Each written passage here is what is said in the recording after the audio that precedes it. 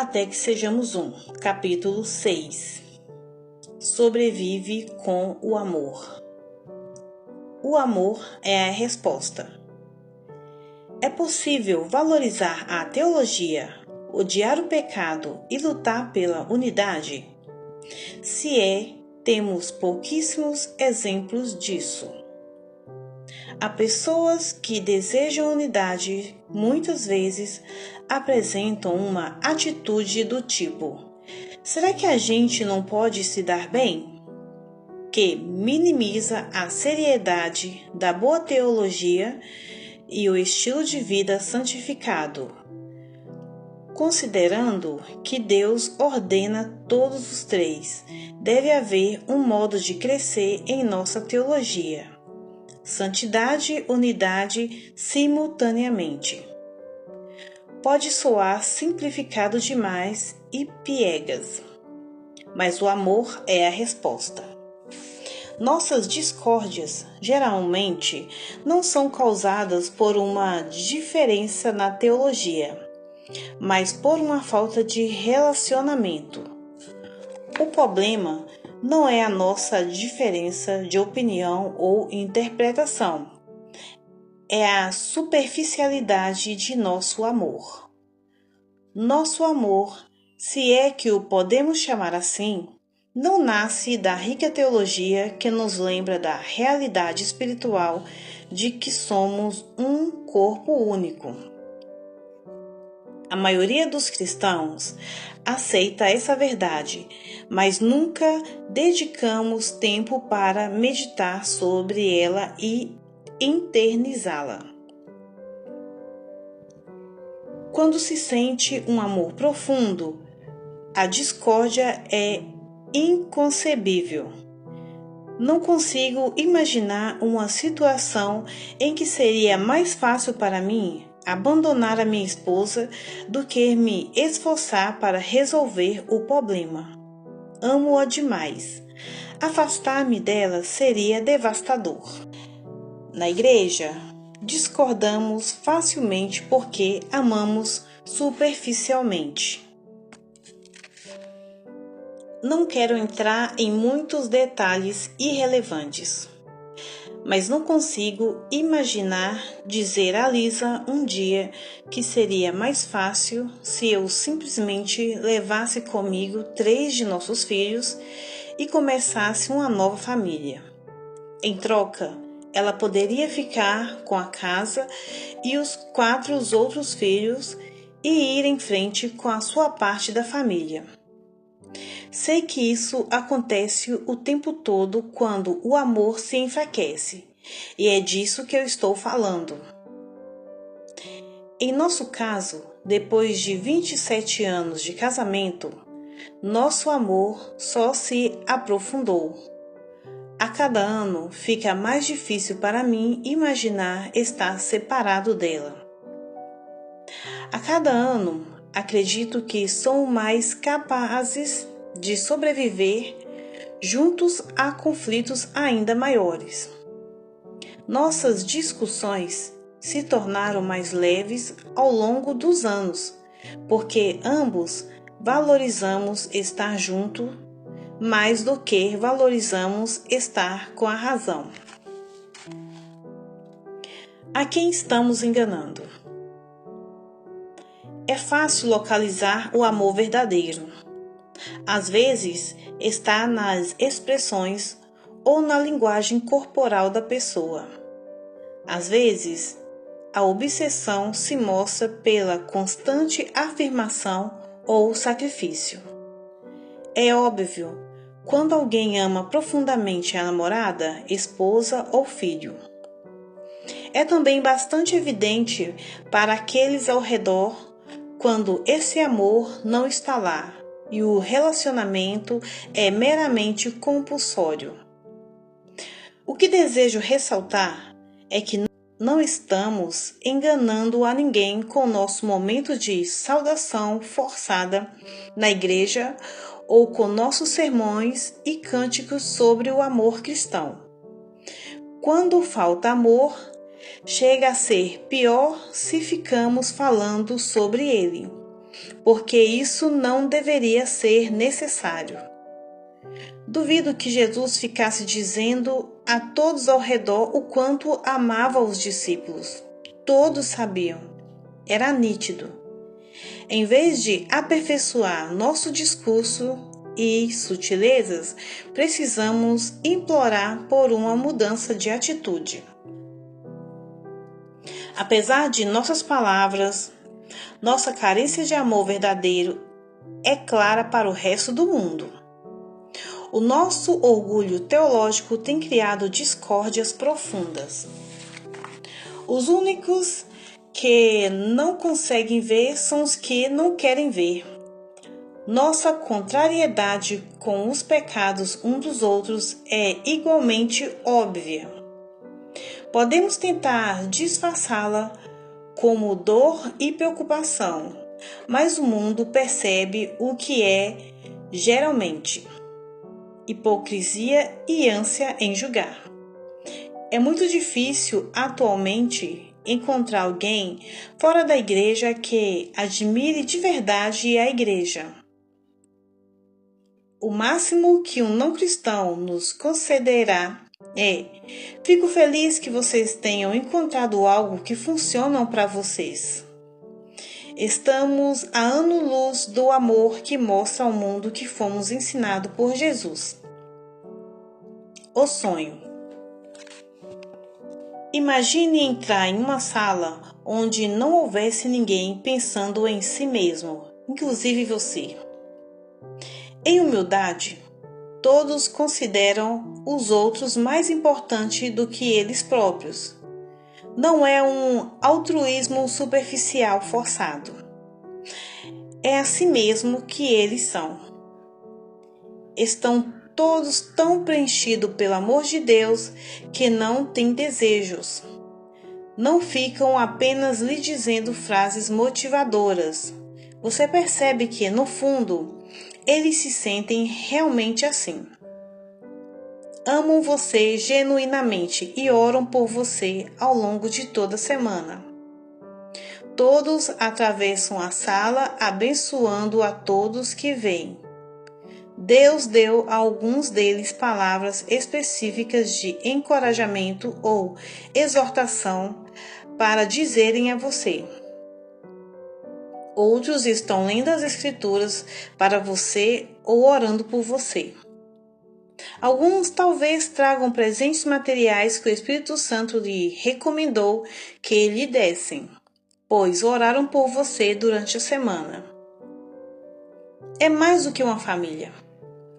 Todos tratam os outros como se fossem membros do mesmo corpo. Sofremos juntos, celebramos juntos. Não existe ninguém na sala que não daria a vida por você. Nenhuma família deixaria de lhe abrir as portas da casa se você estivesse em necessidade. Rico ou pobre, ninguém vê os bens que dispõe como pertencendo a eles mesmos. Todos são generosos. Não há fofocas, julgamentos impiedosos ou brigas. Vivem como se fosse um só corpo. Deus está claramente em seu meio. Os milagres começam a ocorrer. O profundo amor faz com que Deus libere poder dos céus. Seus amigos são curados de enfermidades e aflições. Os não crentes encontram a Cristo pela primeira vez. Palavras de sabedoria são ditas e profecias são feitas. O maior milagre é a alegria e paz que todos sentem na presença de Deus. Você se deleita com a alegria de saber que isso não é apenas uma reunião. Isto é a vida. Esta é sua tribo, família, igreja. Imagine saber que existem grupos como esse em todo o mundo. Você tem irmãos e irmãs, membros do corpo, em todos os países. Pode frequentar qualquer desses grupos e experimentar a mesma unidade e sacrifício mútuo. Você tem uma família que se espalha por todo o globo. As pessoas mais felizes do planeta, completamente segura em sua unidade com Deus, que o amam assim como você as ama. Todos os seus temores se transformam em segurança completa. Você sempre soube que Deus prometeu cuidar de você, mas agora vê o corpo de Deus lhe prometer o mesmo. Eu costumava me perguntar se isso podia acontecer neste mundo, mas agora tenho notado vislumbres disso. Antes que você fique decepcionado pelo fato de sua igreja não viver desta forma, pergunte-se se você vive o pesadelo. 2 anos atrás, falei em um evento. Vou poupá-lo de todos os detalhes, mas o tempo que passei com esse grupo foi sem igual. O meu tempo com o Senhor foi especial enquanto estava em companhia deste grupo. O líder deles era diferente de todos os outros que eu já conhecera. Sua humildade era diferente. Não era forçada. Ele não estava tentando parecer humilde. Simplesmente era. Ele foi um exemplo para mim. E ainda é até hoje. Ele me fazia pensar que na cena em João, capítulo 1, versículo 47, Jesus viu Natanael se aproximar e disse: Aí está um verdadeiro filho de Israel, um homem totalmente íntegro. Não parecia ter nenhuma ambição egoísta, enquanto conduzia grandes grupos ao verdadeiro discipulado. Seu conhecimento da palavra era exemplar e o amor pelas pessoas era evidente. Em suma, ele me lembrava muito Jesus. Começamos a servir juntos em diversos eventos e Deus realizou coisas especiais por meio de nós, às vezes em que estávamos juntos. Então veio o conflito. Um casal da minha equipe veio me procurar um dia e perguntou: Você sabia que a organização dele é fortemente igualitarista? Eles chegaram a escrever um livro sobre isso. Começamos a questionar se a nossa parceria poderia avançar. Se fosse nos treinar juntos, líderes cristãos, como um de nós poderia ensinar que Deus quer que os homens e mulheres sejam líderes na igreja, enquanto o outro ensina que o papel de líder é reservado aos homens? Ambos parecíamos ter pesquisado intensamente as Escrituras, e nenhum de nós parecia ter propósitos egoístas.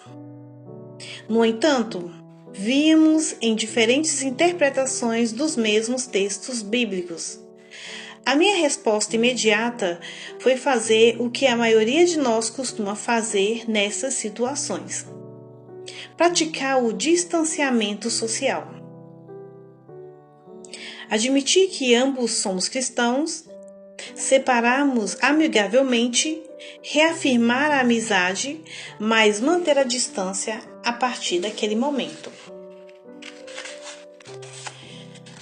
Isso tende a ser o modo mais fácil de manter a unidade cristã e evitar que o conflito se agrave. Na igreja, discordamos facilmente porque amamos superficialmente.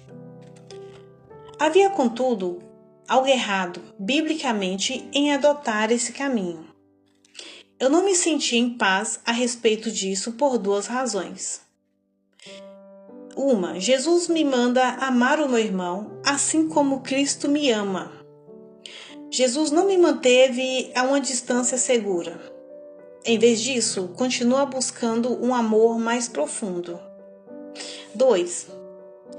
Não vejo essa discordância teológica como algo que justifique a separação. Talvez houvesse um motivo mais profundo para o meu desconforto com a ideia de me separar desse líder do que a falta lógica bíblica para isso. Havia um amor verdadeiro entre nós, então foi fácil esse rompimento. Víamos Deus realizar as coisas de um modo especial quando atuávamos juntos. Deus nos havia mostrado que éramos melhores quando servíamos juntos. Quanto mais conversávamos sobre os problemas, mais achávamos que, mesmo aquela discordância, poderia ser uma bênção do reino. Se descobríssemos como buscar a unidade em vez de nos distanciarmos com nossa divergência, talvez Deus nos pudesse usar como por exemplo. Poucos meses depois, nos encontramos em Mianmar. Cada um de nós levara membros de ministérios para servir conjuntamente com o objetivo de alcançar pessoas que jamais haviam ouvido falar de Jesus. Empenhamo-nos em buscar a unidade e começamos a experimentar o efeito bom e agradável da unidade descrito no Salmo 133.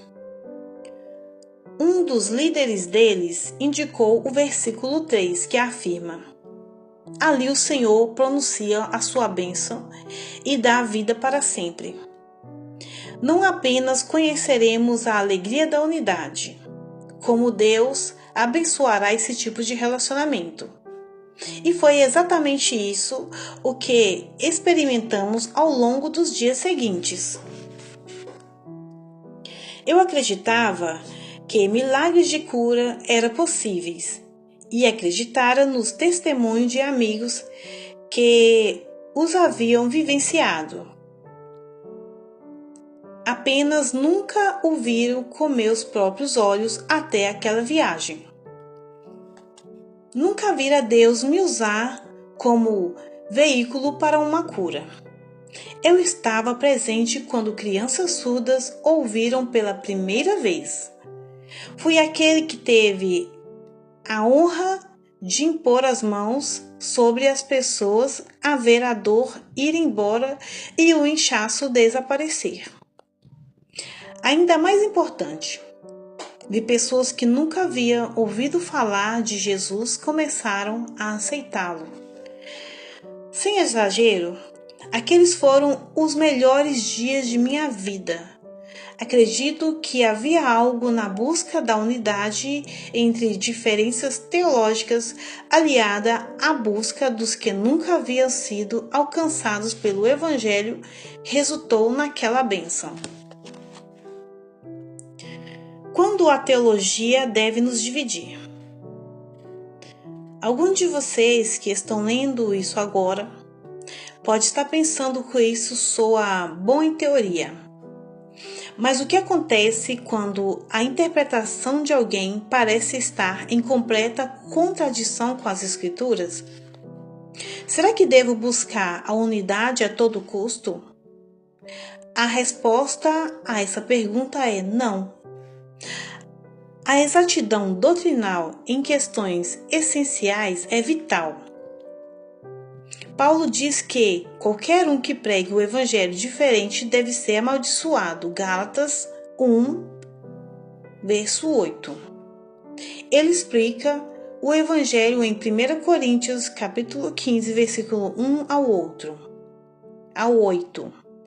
Desviar-se desse conteúdo ou distorcê-lo não deve ser tolerado.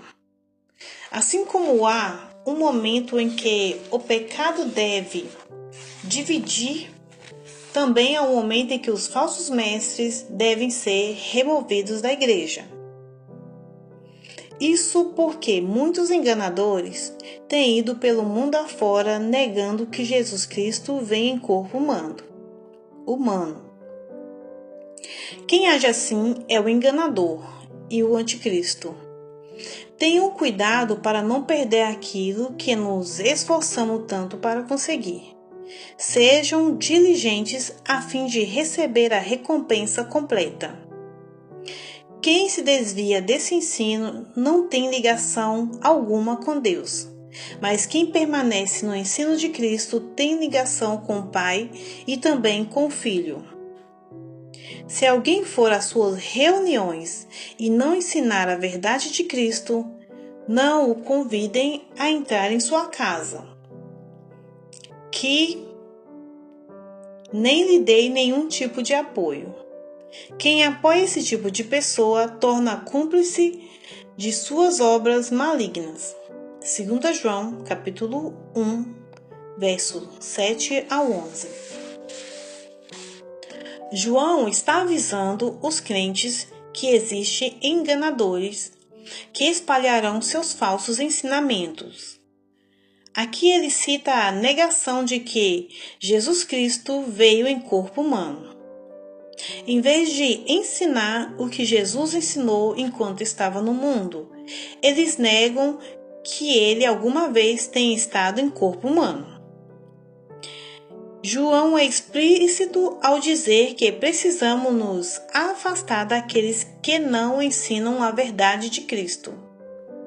Devemos procurar professores que já demonstraram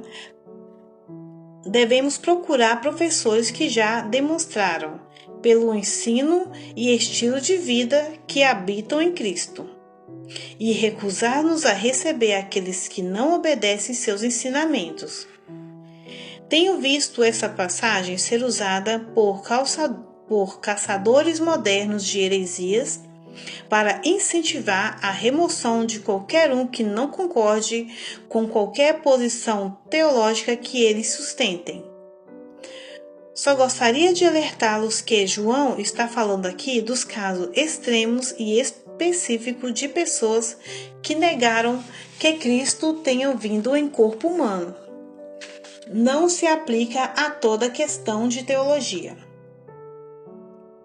Lembre-se do que Paulo disse aos Coríntios: pois decidi que, enquanto estivesse com vocês, me esqueceria de tudo exceto de Jesus Cristo, aquele que foi crucificado.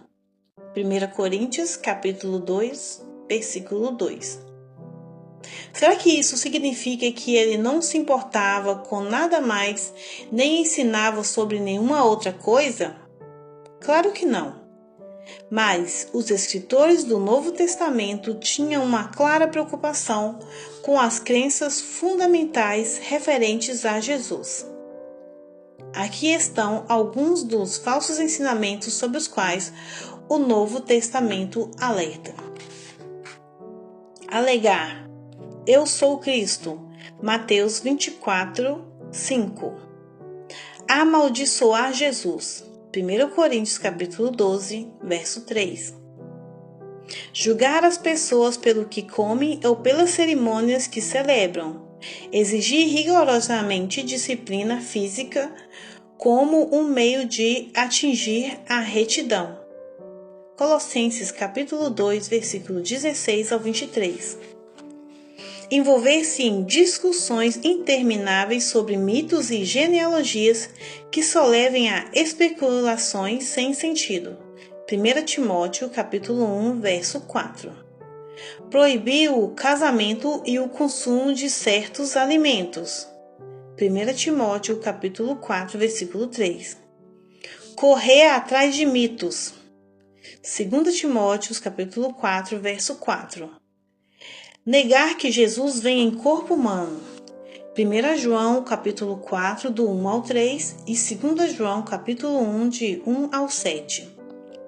Transformar a graça de Deus em imoralidade. Judas, capítulo 1, verso 4. Estamos falando sobre verdades fundamentais do Evangelho, aqui.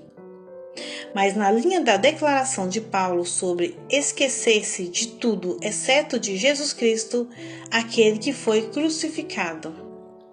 Em vez de crenças sobre o final dos tempos e o uso correto dos dons espirituais, a reforma social, o modo correto de batizar ou a natureza precisa da ceia do Senhor.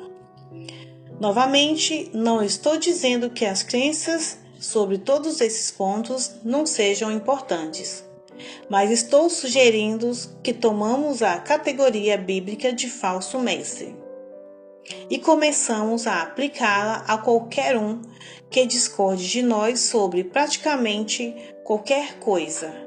Isto é blasfêmia. Não quer dizer que não devemos questionar as ações ou ensinamentos uns dos outros, mas que devemos fazê-lo com amor e humildade, buscando o arrependimento deles. Paulo criticou Pedro diretamente quando observou que Pedro e os outros não estavam seguindo a verdade das boas novas. O que é interessante, porque com seu comportamento, Pedro estava estimulando a discórdia entre judeus e gentios no corpo. Gálatas capítulo 2, verso 11 ao 14. Esse questionamento amoroso é vital. Não podemos ser brando quando se trata da verdade, mas precisamos buscar a verdade da mesma forma que Jesus Cristo e os apóstolos buscaram. Parceria sem compromisso. A unidade não requer que abandonemos nossas convicções. Paulo diz aos Romanos que cada um deve estar plenamente convicto do que faz. Romanos capítulo 14, verso 5. Ele prossegue explicando que cada um será julgado por Deus. Então, cada um deve cuidar de obedecer às Escrituras de acordo com o seu melhor entendimento delas. Nessa passagem, Paulo faz algumas afirmações que, à primeira vista, soam relativistas. Desafio-o a orar com plena fé de que o Espírito Santo está com você. Meditar nesses versículos e ver o que Deus lhe revela. Portanto, deixemos de julgar uns aos outros. Em vez disso, resolvam viver de modo a nunca fazer um irmão tropeçar e cair. Eu sei e estou convencido, com base na autoridade do Senhor Jesus, que nenhum alimento é por si mesmo impuro. Mas se alguém considera errado ingerir determinado alimento, para essa pessoa ele é impuro. E se outro irmão não aflige em razão do que você come, ao ingerir esse alimento, você não age com amor. Não deixe que a sua comida seja a causa da perdição de alguém por quem Cristo morreu. Nesse modo, você não será criticado por fazer algo que, ao seu ver, é bom. Pois o reino de Deus não diz a respeito ao que comemos ou que bebemos, mas a uma vida de justiça, paz, alegria no Espírito Santo. Se servirem a Cristo com essa atitude, agradarão a Deus e também receberão a aprovação das pessoas. Portanto, tenhamos como alvo a harmonia e procuremos edificar uns aos outros. Romanos, capítulo 14, verso 13 ao 19. À primeira vista, Paulo soa bastante como as pessoas em nossa cultura que costumam dizer: Fico feliz que isso funcione para você, mas tenho a minha própria verdade. Afinal, Paulo está dizendo que duas pessoas podem comer o mesmo alimento. E ainda assim, esse alimento pode ser correto para uma e errado para a outra. No entanto, Paulo não está ensinando relativismo. Está explicando que há uma verdade absoluta. Nenhum alimento é por si mesmo impuro. Ele mostra que, para estar correto aos olhos de Deus, não basta saber a resposta correta. É possível estarmos tecnicamente corretos e ainda assim cometermos um pecado terrível.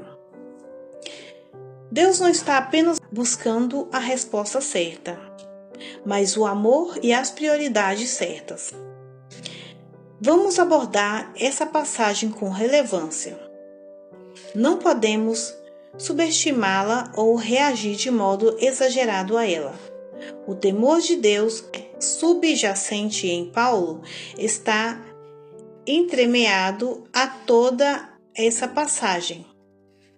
Ele acabara de lembrar aqueles cristãos que todos eles prestariam contas diante de Deus.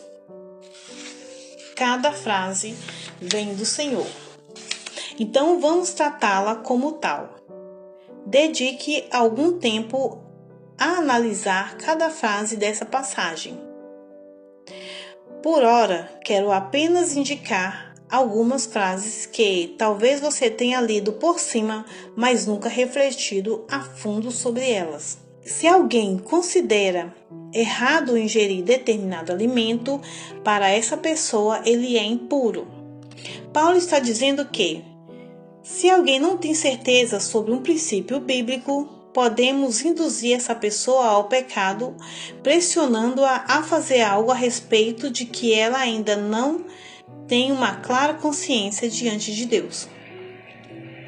Se o outro irmão se aflige em razão do que você come, ao ingerir esse alimento, você não age com amor. Não passa adiante rápido demais. Há uma prioridade dada ao agir com amor que precisamos internalizar. Paulo está alertando de um perigo que pode se infiltrar rapidamente em nossa vida.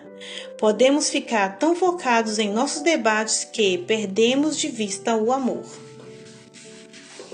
Não deixe que a sua comida seja a causa da perdição de alguém por quem Cristo morreu. Medite a respeito da frase, alguém por quem Cristo morreu.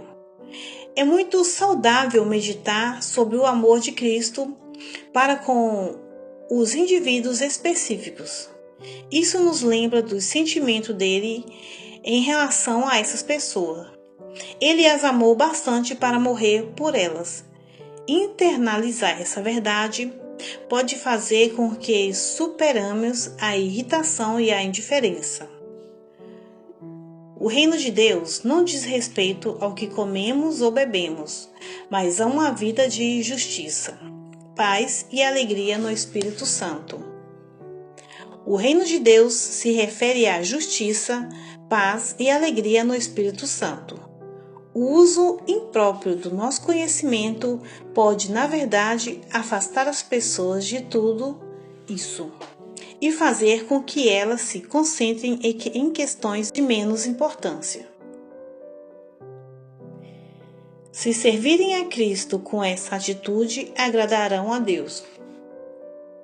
Não é uma questão de encontrar a resposta certa a perguntas sobre o que devemos comer. Se estamos servindo a Cristo em justiça, paz e alegria no Espírito Santo, então agradaremos a Deus. Que padrão de ortodoxia poderíamos acrescentar a isso, que seria mais importante do que agradar a Deus? Tenhamos como alvo a harmonia e procuremos edificar uns aos outros. A meta é a harmonia e a edificação. Parece que frequentemente deixamos nossa meta desviar-se para a correção e a exclusão. Precisamos parar de supor que todos os que estão corretos diante de Deus parecerão, agirão e pensarão exatamente como nós. Deve haver liberdade entre pastores para vigiar os seus rebanhos, de maneira que considerem corretas diante de Deus. Não estou dizendo que este será um caminho fácil, mas estou dizendo que ficaremos surpresos e como encontramos soluções quando o amor é o centro da conversa. Um corpo, um espírito. Em Efésios 4, Paulo escreve que todos devem viver de modo digno do chamado que receberam. Seja sempre humildes e amáveis, tolerando pacientemente uns aos outros em amor. Faça todo o possível para se manterem unidos no Espírito, ligado pelo vínculo da paz. Efésios capítulo 4, versículo 1 ao 3. Note que ele não diz que precisamos criar ou cultivar a unidade no Espírito, mas mantê-la. Ele prossegue escrevendo que há um só corpo e um só Espírito. No livro A Vida Normal na Igreja Cristã, escreveu um capítulo sobre a base da união e da discórdia. Segundo ele, a base sobre a qual aceitamos ou rejeitamos alguém na família de Deus precisa ser se essa pessoa recebeu ou não o Espírito Santo. Nas palavras dele. Como determinaremos quem são nossos irmãos e nossos colegas membros da Igreja de Deus? Não será perguntando se eles sustentam as mesmas visões doutrinais que nós ou se tiveram as mesmas experiências espirituais. Também não será vendo se seus costumes, estilo de vida, interesse e preferências estão de acordo com os nossos. Apenas indagamos: o Espírito de Deus habita neles ou não? Não podemos insistir na unidade de opiniões, na unidade de experiências ou em qualquer outra unidade entre crentes, exceto a unidade do Espírito. Essa unidade pode existir e sempre deve existir entre os filhos de Deus. Todos os que têm essa unidade estão na igreja. No fim das contas, não temos como determinar a quem chamar de filhos de Deus. Apenas Deus pode fazê-lo. E o sinal que ele dá para confirmar a salvação de alguém é que o Espírito Santo habita nessa pessoa. Vemos isso acontecer na igreja primitiva em Atos, capítulo 10, verso 11. Quando Pedro tem uma visão de um lençol de animais impuros vindo dos céus, logo em seguida, Pedro é instruído a ir à casa de um crente gentio. Prega para eles e seus familiares, e o Espírito Santo desce sobre eles. Quando Pedro retorna a Jerusalém, enfrenta a oposição e crítica dos crentes judeus, porque ele esteve com gentios incircuncisos. Em sua defesa, Pedro lhe conta que o Espírito Santo desceu sobre os gentios. Atos capítulo 11, verso 8 relata: Ao ouvirem isso, pararam de levantar subjeções e começaram a louvar a Deus, dizendo: Vemos que Deus deu ao gentio o mesmo privilégio de se arrepender e receber a vida eterna.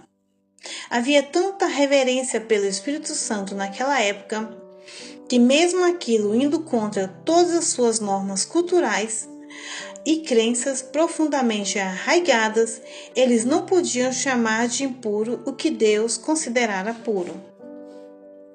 Se você está disposto a deixar a presença do Espírito ter precedência, encontrará uma bela família de crentes, muito mais diversa, porque é a família que Deus criou, não a que você escolheu.